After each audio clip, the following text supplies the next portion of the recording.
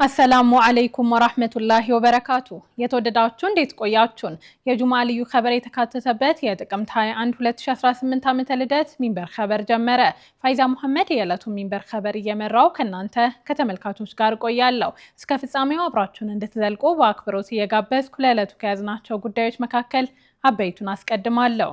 ማንኛውንም የህዝቡን አንድነትና ጥቅሞችን የሚጎዱ አካላትንና አካሄዶችን ፈጽሞ አልታገስም ሲል የአዲስ አበባ እስልምና ጉዳዮች ከፍተኛ ምክር ቤት አሳሰበ። ሙሉ ለሙሉ ከወለድ ነፃ የባንክ አገልግሎት የሚሰጠው ሂጅራ ባንክ ከኦሮሚያ እስልምና ጉዳዮች ጋር በአንድነት ለመስራት ስምምነት ተፈራረመ። ሳውዲ አረቢያ ከቀጣዩ ሳምንት ጀምሮ ተግባራዊ የሚደረግ አዲስ የኡምራ ቪዛ ደንብ ይፋ አደረገች። የሚሉት የሚንበር ኸበር አበይት ጉዳዮች ናቸው። አብራችሁን እንድትቆዩ በድጋሚ እየጋበዝን ወደ ቀዳሚው ኸበር አልፋለሁ። ማንኛውንም የህዝቡን አንድነትና ጥቅሞችን የሚጎዱ አካላትንና አካሄዶችን ፈጽሞ አልታገስም ሲል የአዲስ አበባ እስልምና ጉዳዮች ከፍተኛ ምክር ቤት አሳሰበ።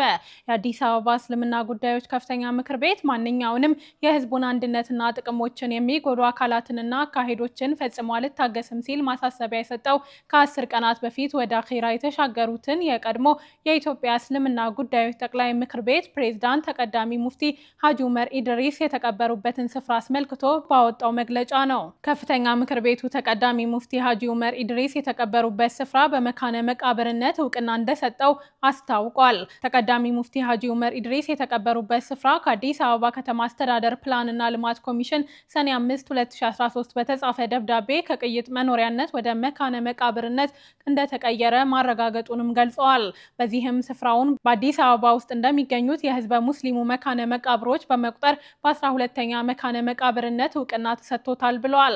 አክሎም የመቃብር ስፍራውን በተመለከተ ተጨማሪ የማስፋፊያ ጥያቄ ለመንግስት ከማቅረቡ በተጨማሪ እንደ ሌሎቹ መካነ መቃብሮች ማንኛውም ሙስሊም ሲሞት የሚቀበርበት በመሆኑ ለመካነ መቃብሩ አስፈላጊው ጥበቃ፣ ድጋፍና ክትትል እንደሚደረግ መግለጫው አትቷል።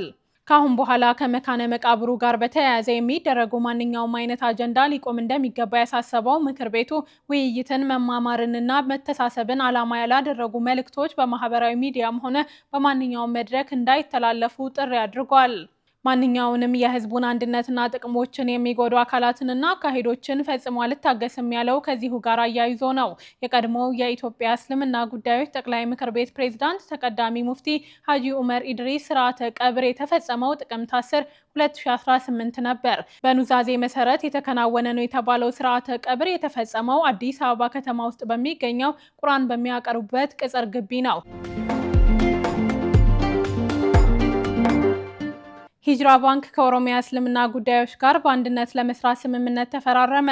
ሙሉ ለሙሉ ከወለድ ነፃ የባንክ አገልግሎት የሚሰጠው ሂጅራ ባንክ ከኦሮሚያ እስልምና ጉዳዮች ከፍተኛ ምክር ቤት ጋር በአጋርነት ለመስራት የሚያስችለውን ስምምነት የተፈራረመው ዛሬ ጥቅምት 21 2018 ነው። በአዲስ አበባ ከተማ በተካሄደው ስነ ስርዓት ላይ የሁለቱም አካላት ተወካዮችና ሌሎችም እንግዶች ተገኝተዋል። በዚህ ስነ ስርዓት ላይ የተናገሩት የሂጅራ ባንክ ዋና ስራ አስኪያጅ አቶ ዳዊት ቀኖ የሚመሩት ባንክ በመላው ኢትዮጵያ በሚገኙ በ140 ቅርንጫፎቹ ከ1 ሚሊዮን በላይ ደንበኞች ማፍራቱን ገልጸዋል። በዛሬው ዕለት ከኦሮሚያ እስልምና ጉዳዮች ከፍተኛ ምክር ቤት ጋር የተደረሰው ስምምነት ይህን ይበልጥ ለማሳደግ የሚደረገው ጥረት አካል ነው ብለዋል። በስምምነቱ መሰረት ባንኩ ለኦሮሚያ እስልምና ጉዳዮች የአቅም ማጎልበቻ ስልጠናዎችን ስፖንሰር ማድረግን ጨምሮ ለመስጂዶችና በየደረጃው ለሚገኙ የምክር ቤቱ መዋቅር የፋይናንስ ብድሮችን ማመቻቸትና ሌሎችንም ስራዎች በአጋርነት እንደሚሰራ ጠቁመዋል። የኦሮሚያ እስልምና ጉዳዮች ከፍተኛ ምክር ቤት ፕሬዝዳንት ሼክ ጋሊ ሙክታር ምክር ቤቱ ከዚህ ቀደም ከባንኩ ጋር በተለያዩ ፕሮጀክቶች ላይ በጋራ ሲሰራ መቆየቱን በማስታወስ አዲሱ ስምምነት አጋርነትን የማጠናከር መሆኑን አስረድተዋል። በኦሮሚያ ክልል ከ46,000 በላይ መስጂዶችና በርካታ ሙስሊሞች እንደሚገኙ የገለጹት ሼክ ጋሊ ምክር ቤቱ ይህን በማስተባበር የሐላል ፋይናንስ አገልግሎቱን ለማህበረሰቡ ተደራሽ ለማድረግ ከሂጅራ ባንክ ጋር በትብብር እንደሚሰራ ተናግረዋል።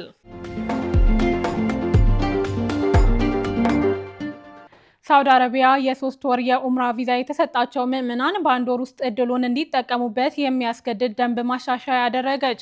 ሳውዲ አረቢያ በኡምራ ስነ ስርዓት ላይ ለመሳተፍ ከመላው ዓለም የሚጓዙ ምዕመናን የ3 ወር የኡምራ ቪዛ ቢሰጣቸውም በአንድ ወር ጊዜ ውስጥ እድሉን ተጠቅመው ወደ ቅዱሳኑ ከተሞች ካልተጓዙ እንደሚሰረዝ አስታውቃለች። ሀገሪቱ ይህን የደንብ ማሻሻያ ይፋ ያደረገችው በሀጅና ኡምራ ሚኒስቴር አማካኝነት ነው። አልአረቢያ የሀጅና ኡምራ ሚኒስቴር ምንጮችን በመጥቀስ እንደዘገበው ሀገሪቱ ቪዛ ያገኙ ምዕመናን በአንድ ወር ጊዜ እንዲገቡ አስገዳጅ ሕግ ብታወጣም ሳውዲ አረቢያ ከገቡ በኋላ መቆየት የሚችሉበት የ3 ወር ጊዜ ላይ ለውጥ አልተደረገም። ምንጮቹ እንዳሉት አዲሱ ደንብ ከቀጣዩ ሳምንት ጀምሮ ተግባራዊ ይሆናል። በሀገሪቱ መገናኛ ብዙሃን ዘገባ መሰረት አዲሱ የኡምራ ወቅት ከጀመረበት ሰኔ ወር መጀመሪያ አንስቶ ከመላው ዓለም የኡምራ ቪዛ የተሰጣቸው ምዕመናን ቁጥር ከ4 ሚሊዮን በላይ ደርሷል። በዚህ ዓመት የኡምራ ወቅት በ5 ወራት ውስጥ ብቻ ከቀዳሚዎቹ ወቅቶች ጋር ሲነጻጸር የውጭ ዜጎች ቁጥር በከፍተኛ ደረጃ ጨምሯል። የኢትዮጵያ የሃይማኖት ተቋማት ጉባኤ 5ኛውን ሀገር አቀፍ የሰላም ጉባኤው በአርባ ምንጭ ለማሰናዳት ዝግጅት እያደረገ እንደሚገኝ አስታወቀ። በኢትዮጵያ የሃይማኖት ተቋማት ጉባኤ አዘጋጅነት 5ኛውን ሀገር አቀፍ የሰላም ጉባኤውን ለማካሄድ በሚያስችል ጉዳዮችና የቅድመ ዝግጅት ስራዎች ዙሪያ ለመምከር ኃላፊዎቹ አርባ ምንጭ ከተማ መግባታቸውን ያስታወቀው በዛሬው ዕለት ነው። እንደ ጉባኤው መረጃ ከሆነ የአዲስ አበባ የሃይማኖት ተቋማት ጉባኤ ዋና ጸሐፊ መጋቢ ታምራት አበጋዝን ጨምሮ በኢትዮጵያ የሃይማኖት ተቋማት ጉባኤ ጠቅላይ ጸሐፊ ሊቀ ትጉሃን ቀሲስ ታጋይ ታደለ የተመራ ልዑክ አርባ ምንጭ ከተማ ገብተዋል። ሀገራዊ ኩነቱ ሃይማኖቶች ለሰላም ለመከባበርና ለአብሮነት ያላቸውን ሚና የሚያጠናክሩበትና የሀገር አቀፍ የሰላም እሴቶችን ለማጽናት ከፍተኛ አስተዋጽኦ እንዳለው ተጠቁሟል። ጉባኤው በአርባ ምንጭ ከተማ በህዳር ወር በሚያካሂደው 5ኛው ሀገር አቀፍ የሰላም ኮንፈረንስ በርካታ እንግዶች ይሳተፉበታል ተብሎ ይጠበቃል። ጉባኤው ከዚህ ቀደም በድሬዳዋ፣ በጅማ፣ በባህር ዳር እና በሐረሪ ከተሞች ኮንፈረንስ ማካሄዱ ይታወሳል። ቀጥለናል። ትራምፕ ወደ አሜሪካ የሚገቡ ስደተኞችን ቁጥር ለመገደብና ለነጭ ደቡብ አፍሪካውያን ቅድሚያ ለመስጠት ወሰኑ። የአሜሪካው ፕሬዝዳንት ዶናልድ ትራምፕ አስተዳደር በሚቀጥለው ዓመት ወደ አሜሪካ የሚገቡ ስደተኞችን ቁጥር ወደ 7500 ለመገደብ ቢወስንም ከዚህ ውስጥ አብዛኛውን ድርሻ ለነጭ ደቡብ አፍሪካውያን ቅድሚያ እንደሚሰጥ አስታውቋል። ይህን ይፋ ያደረገው አዲስ ባወጣው ማሳወቂያ ነው። በዚሁ መሰረት በቀድሞ ፕሬዝዳንት ጆ ባይደን ከተቀመጠው 125000 ገደብ በእጅጉ የተቀነሰ ከመሆኑም በላይ በዝቅተኛው ክብረ ወሰን ሆኖ የሚመዘገብ መሆኑን የቢቢሲ ዘገባ አመልክቷል። ለቅነሳው ምንም ምክንያት ባይሰጥም በሰብአዊ ጉዳዮች ምክንያት ወይም ለአገር ጥቅም የሚውል ነው ተብሏል። በጥር ወር ትራምፕ የአሜሪካ የስደተኞች የመግቢያ ፕሮግራም ወይም ኡስራፕን ለማገድ የሚያስችላቸውን የስራ አስፈጻሚ ትዕዛዝ ፈርመዋል። ይህም የአሜሪካ ባለስልጣናት ለብሔራዊ ደህንነትና ለሕዝብ ደህንነት ቅድሚያ እንዲሰጡ የሚያስችላቸው መሆኑን ገልጸዋል። ቀደም ሲል ዝቅተኛው የስደተኞች የመግቢያ ገደብ የተጣለው በ2020 የመጀመሪያው የትራምፕ አስተዳደር ዘመን ሲሆን ለ2021 የበጀት ዓመት 15000 መመደቡ ይታወሳል። በፌዴራል ሬጅስተር ድረገጽ ላይ በተለጠፈው ማስታወቂያ መሰረት ከ7500ዎች ውስጥ በዋነኝነት ለአፍሪካነር ደቡብ አፍሪካውያን እና በየትውልድ ሀገራቸው ህገወጥ ወይም ኢፍትሐዊ መድሎ ሰለባ ለሆኑ ሰዎች ይመደባል። የአሜሪካው ፕሬዝዳንት በየካቲት ወር ለደቡብ አፍሪካ የሚሰጠውን ወሳኝ እርዳታ በማገድ የአፍሪካነር ማህበረሰብ አባላት የሚባሉትን በአብዛኛዎቹ የቀደሙት የደች እና የፈረንሳይ ሰፋሪዎች ነጮችን የያዘውን ማህበረሰብ በአሜሪካ ውስጥ እንደ ስደተኛ እንዲሰፍሩ እንዲፈቀድላቸው ቃል ገብተዋል። ይህን ተከትሎ በዋሽንግተን የደቡብ አፍሪካ አምባሳደር ኢብራሂም ራስል ትራምፕ የዘር የበላይነትን በማነሳሳትና የነጭ ተጎጂነትን ለማስጮህ ሞክረዋል በማለታቸው መባረራቸውን ዘገባው አስታውሷል። የእስራኤል የጋዛ የተኩስ አቁም ስምምነት መጣስ የተቃወሙ ሰልፈኞች በለንደን ድምጻቸውን አሰሙ። በመቶዎች የሚቆጠሩ የፍልስጤም ደጋፊዎች በማዕከላዊ ለንደን ዳውኒንግ ጎዳና መግቢያ ፊት ለፊት ተሰባስበው እስራኤል በጋዛ ላይ የፈጸመችውን ጥቃት አውግዘዋል። ሰልፈኞቹ እስራኤል በአሜሪካ አማካኝነት የተደረሰውን የተኩስ አቁም ስምምነት መጣሷንም ተቃውመውታል። አያይዘውም ለእስራኤል የጦር መሳሪያ ሽያጭ እንድታቆም ጥሪ አቅርበዋል። ከሰልፈኞቹ መካከል የተገኙት የቀድሞ የሌበር ፓርቲ መሪ ጄርሚ ኮርቢን በጋዛ የሚዘንቡት የቦምብ ጥቃቶች እንደቀጠሉ በመግለጽ የተኩስ አቁም ስምምነት ተደርሶም ቢሆን ፍልስጤማውያን የሚያስፈልጋቸውን ምግብ፣ እርዳታ፣ መድኃኒትና ኤሌክትሪክ ተከልክለዋል ብለዋል። አያይዘውም የፍልስጤም ሕዝብ በሰላምና በነጻነት መኖር እስኪጀምር ድረስ ድምጽ ማሰማታቸውን እንደሚቀጥሉ ተናግረዋል። የፍልስጤም የጤና ጥበቃ ሚኒስቴር እንዳስታወቀው የተኩስ አቁም ተግባራዊ ከተደረገበት ጊዜ ከዚህ ወር መጀመሪያ አንስቶ 211 ሰዎች ተገድለዋል። በአናዶሎ ኤጀንሲ ዘገባ መሰረት ከማክሰኞ ማታ ጀምሮ በጋዛ በተፈጸመው የእስራኤል ጥቃት 46 ህጻናትና 20 ሴቶችን ጨምሮ ቢያንስ 104 ሰዎች ተገድለዋል። የድንበር የለሽ ሐኪሞች ድርጅት መረጃ እንደሚያመለክተው ደግሞ በጥቃቱ 78 ህጻናትን ጨምሮ 253 ሰዎች ቆስለዋል። የተወደዳችሁ አሁንም የተከታተላችሁ የምትገኙት ሚንበር ኸበርን ነው። አብራችሁን ስላላችሁ ደስ ይለናል። ለሚንበር ኸበር ጥቆማ ወይም አስተያየት ካላችሁ በአጭር የስልክ ቁጥር 9282 ላይ ብትልኩልን አጣርተን መልሰን ለእናንተው እናቀርባለን። የሚቀናችሁ ማህበራዊ ሚዲያ ከሆነ በሁሉም አማራጮች @ሚንበር ቲቪ ብላችሁ ብትፈልጉን ታገኙናላችሁ። ድረገጻችንን www.minbertv.com ብትጎበኙ ደግሞ አዳዲስ መረጃ ታገኛላችሁ። ምናልባት ሚንበር ኸበርን በቴሌቪዥን መከታተል የማይችሉበት አጋጣሚ ከተፈጠረም በአዲሱ የሚንበር ኸበር የዩቲዩብ ቻናል ማግኘት እንደሚቻል ለማሳወቅ እንወዳለን። አሁን ደግሞ የጁምዓ ልዩ ኸበር የሚቀርብበት ሰዓት ላይ ደርሰናል። አዘጋጁ አህመድ አብዱራህማን ነው፣ እንደሚከተለው ያቀርበዋል።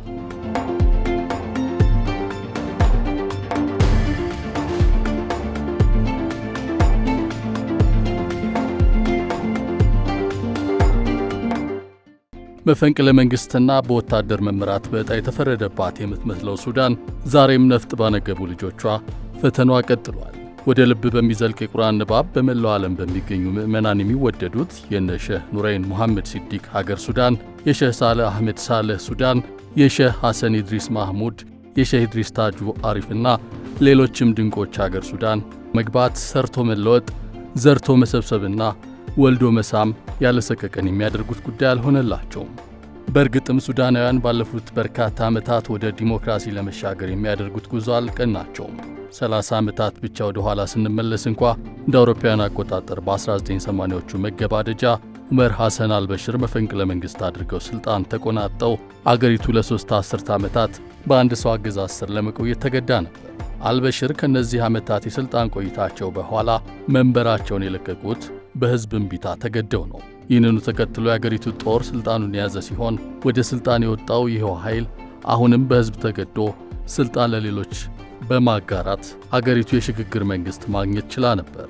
ነገር ግን ይህ የቆየው ለ1 ዓመት ብቻ ነው። ጦሩ በድጋሚ የሽግግር መንግሥቱን ጠቅላይ ሚኒስትር ከሥልጣን አባሮ ሌላ መፈንቅለ መንግሥት አካሄደ። የሱዳን የፖለቲካ መስመር ተመሳሳይ ፊት ባላቸው ነገር ግን ፍላጎታቸው ምን እንደሆነ በማይታወቅ ሰዎች እየተመራ አሁንም ቀጥሏል። በወቅቱ ጦሩ ሥልጣኑን በድጋሚ ሲይዝ፣ በሌላ በኩል ለሲቪል አስተዳደር ሥልጣኑን እንዲያስረክብ የሚደረገው ግፊትን በርትቶበት ቆይቷል።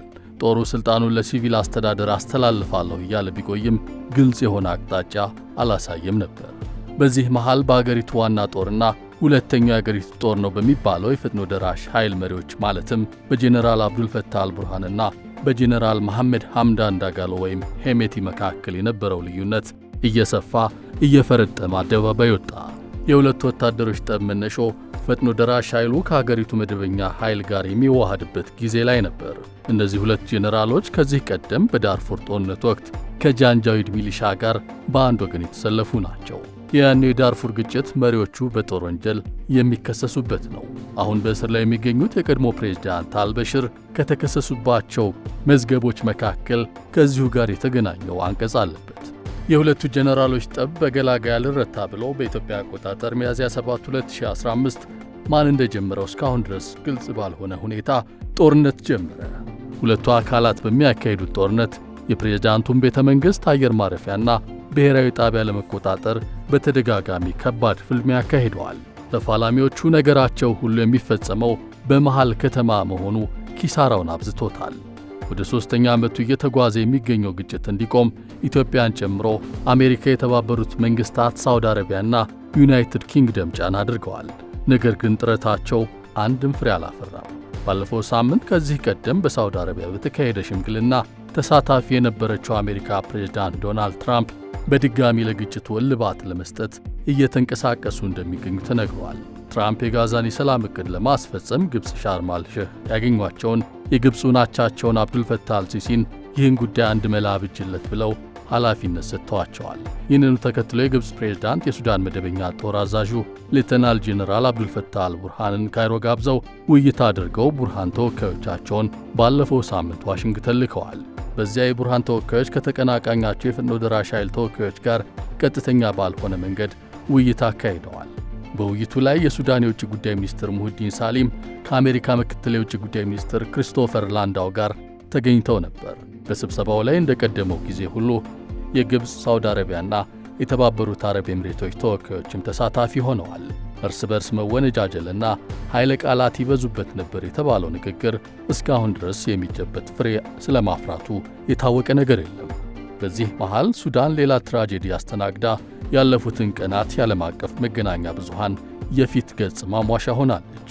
አሳዛኙ ዜና የተሰማው ከሱዳን ቁልፍ ከተሞች አንዷ በሆነችው አልፋሽር ነው። ሰሞኑን በፈጥኖ ደራሽ ኃይሉ ቁጥጥር ስር የገባው አልፋሽር ከተማ በዳርፉር ክልል የሱዳን ጦር ጠንካራ ይዞታ ነበር። ከተማዋ በተዋጊዎች እጅ ከመግባቷ በፊት ረሃብ ያስከተለ የ18 ወራት ከበባ ውስጥ ቆይታለች። ከባድ ድብደባም ተፈጽሞባታል። ወታደሮቹ ከተማ ውስጥ መዝለቃቸውን ተከትሎ ከሱዳን ጦር ጋር ውጊያ ላይ ያለው የፈጥኖ ደራሽ ኃይል በከተማዋ በሚገኝ ሆስፒታል ውስጥ በመቶዎች የሚቆጠሩ ንጹሐን ሰዎችን መግደሉን የዓለም ጤና ድርጅት ይፋ አድርጓል። በኢትዮጵያዊ ዶክተር ቴድሮስ አድሃኖም የሚመራው ተቋም ሆስፒታል ውስጥ 460 ሰዎች መገደላቸውን በሚያመለክቱት መረጃዎች በእጅጉ መደንገጣቸውን ለዓለም አቀፉ ማኅበረሰብ ገልጸዋል። ግድያው መፈጸሙን ከዓለም ጤና ድርጅት አስቀድሞ ይፋ ያደረገው ሱዳን ዶክተርስ ኔትወርክ የተባለ የሕክምና ባለሙያዎች ማኅበር ተዋጊዎቹ ማክሰኞ ዕለት ታካሚዎችን፣ አስታማሚዎቻቸውንና ሌሎችንም ጨምሮ በሳውዲ ሆስፒታል ውስጥ ያገኟቸውን ሰዎች በሙሉ ያለ ርኅራኄ ገድለዋል ሲል የተፈጸመውን አጋልጧል። ማኅበሩ 4 ዶክተሮች፣ ፋርማሲስትና ነርስ የሆኑ የሕክምና ባለሙያዎች በፈጥኖ ደራሽ ኃይሉ ተዋጊዎች ታግተው መወሰዳቸውንም አስታውቋል። የሕክምና ባለሙያዎቹን ለማስለቀቅ $150,000 የሚደርስ ገንዘብ እንዲከፈል መጠየቁንም አክሏል። የሱዳን ጦርነት ከተነሳበት ጊዜ ጀምሮ የፈጥኖ ደራሽ ኃይሉና አጋሩ የሆነው የዳርፉር አረብ ሚሊሻ አረብ ያልሆኑ ብሔሮችን ኢላማ እያደረገ ጥቃት ይፈጽማል የሚል ክስ ሲቀርብበት ቆይቷል። እነዚህን ውንጀላዎች ውድቅ ሲያደርግ የቆየው ኃይሉ በዚህ ሳምንት ግን ይህን ማድረግ ተስኖታል።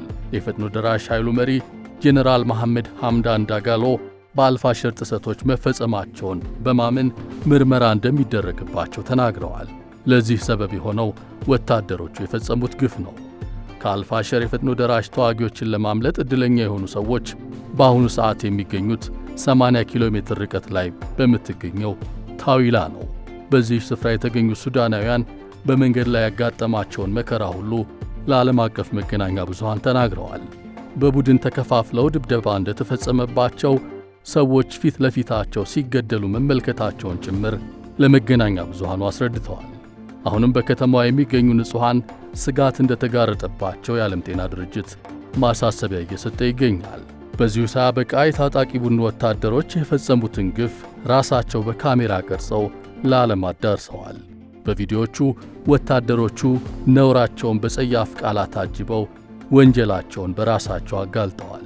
በቪዲዮዎቹ የሚታየው ግፍ ሁሉ ሱዳን መጪው ጊዜዋም ቢሆን ይበልጥ አስፈሪ መሆኑን ጠቋሚ ነው። ሁሉም ነገር የሚያመለክተው የነ ሼህ ኑረይን መሐመድ ሲዲቅ ሀገር ሱዳን ህመሟ እንደጠና ነው። ለዚህ ጥንቅር ሚድል ኢስት አይ፣ አልጀዚራ፣ ሱዳን ትሪቢዩን እና ቢቢሲን በምንጭነት ተጠቅመናል።